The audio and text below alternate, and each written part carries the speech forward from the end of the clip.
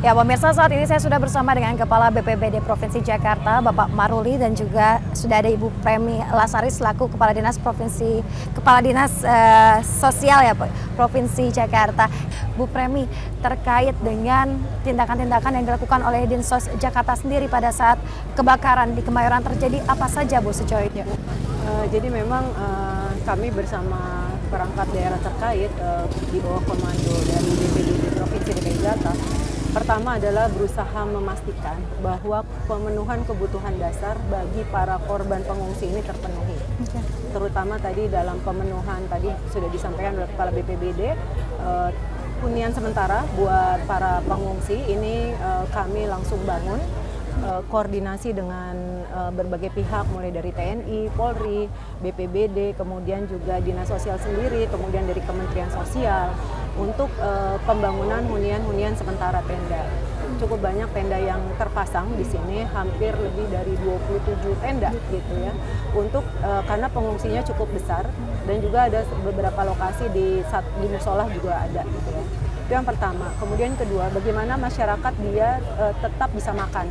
Nah, ini yang kita berkolaborasi juga pemenuhan kebutuhan makan mereka dari BPBD juga menyediakan BPBD, kemudian Dinas Sosial sendiri, kemudian juga beberapa pihak kita mencoba berkolaborasi dengan berbagai pihak. Alhamdulillah banyak sekali bantuan-bantuan dari pihak CSR yang bisa mensupport dari penghuni. Dan yang ketiga yaitu layanan dasar psikososial buat anak-anak. Anak-anak pasti mengalami trauma. Bagaimana anak-anak itu mereka tetap bahagia di pengungsian, kami melakukan layanan dasar psikososial buat anak-anak. Ya, semacam trauma healing ya, Bu ya.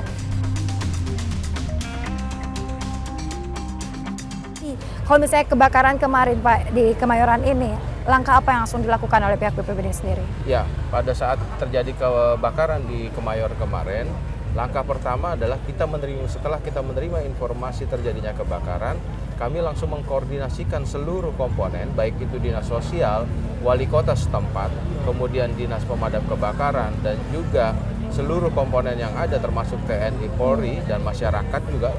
Kita lihat di sini ada komponen-komponen masyarakat juga yang berpartisipasi untuk membantu saudara-saudara kita di Kemayoran ini.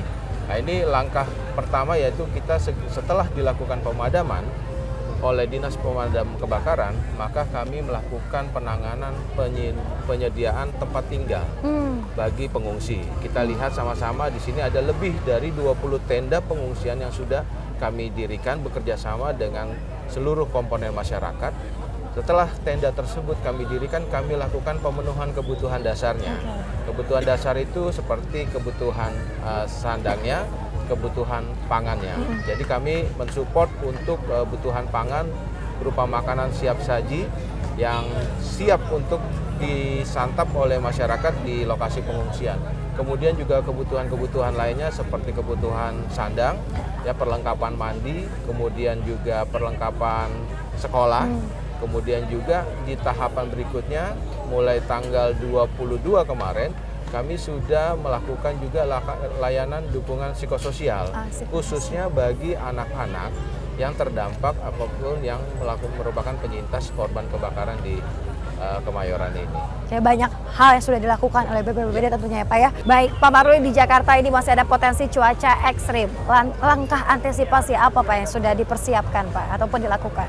Baik, Pemprov DKI Jakarta terus memantau perkembangan terkait dengan cuaca di wilayah DKI Jakarta dengan berkoordinasi dengan Badan Meteorologi dan Klimatologi Geofisika, BMKG, secara rutin dan kontinu supaya kita bisa mengambil keputusan manakala hal itu perlu dilakukan. Nah, langkah-langkah apa saja yang sudah dilakukan oleh Pemprov DKI Jakarta, BPBD DKI Jakarta dalam hal ini senantiasa untuk melakukan langkah-langkah persiapan. Pertama yang kami lakukan adalah melakukan apel kesiapsiagaan untuk menghadapi musim penghujan di DKI Jakarta. Nah, apel kesiapsiagaan ini kita melibatkan seluruh komponen yang ada di DKI Jakarta, baik itu instansi pemerintah DKI Jakarta, SKPD terkait, kemudian juga dari TNI Polri, serta komponen-komponen masyarakat lainnya termasuk swasta dan juga perguruan tinggi serta rekan-rekan media. Di dalamnya juga kami ikutkan dalam pelaksanaan apel kesiapsiagaan. Kemudian langkah berikutnya adalah kami mendistribusikan peralatan-peralatan untuk penanggulangan bencana banjir ya, ke kelurahan-kelurahan yang rawan terhadap banjir. Nah, ada 25 kelurahan yang sudah kami distribusikan peralatan-peralatan, baik itu perahu karet, tenda pengungsian, bahkan buffer stok pun sudah kami siapkan untuk di lokasi-lokasi kelurahan yang rawan terhadap bencana banjir. Lalu langkah apa lagi yang kami lakukan? Selain 2 langkah tadi yang sudah kita lakukan, kita juga melakukan gladi lapang. Jadi seolah-olah terjadi suatu bencana, itu sudah kita lakukan dengan melibatkan seluruh komponen yang tadi melaksanakan apel kesiapsiagaan itu. Jadi mereka sudah tahu bila mana terjadi bencana harus berbuat apa masing-masing komponen tersebut. Kemudian langkah berikutnya adalah early warning system.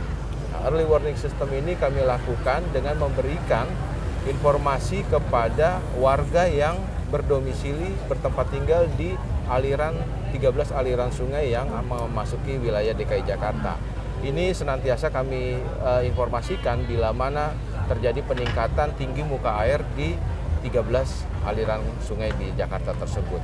Nah, ini langkah-langkah antara lain yang kami lakukan untuk mengantisipasi peningkatan curah hujan di wilayah DKI Jakarta. Berarti sudah banyak langkah mitigasi dan juga antisipasi yang dilakukan ya Pak untuk BPBD Jakarta. Baik, terima kasih banyak Pak Maruli telah bergabung bersama kami di Sina News TV.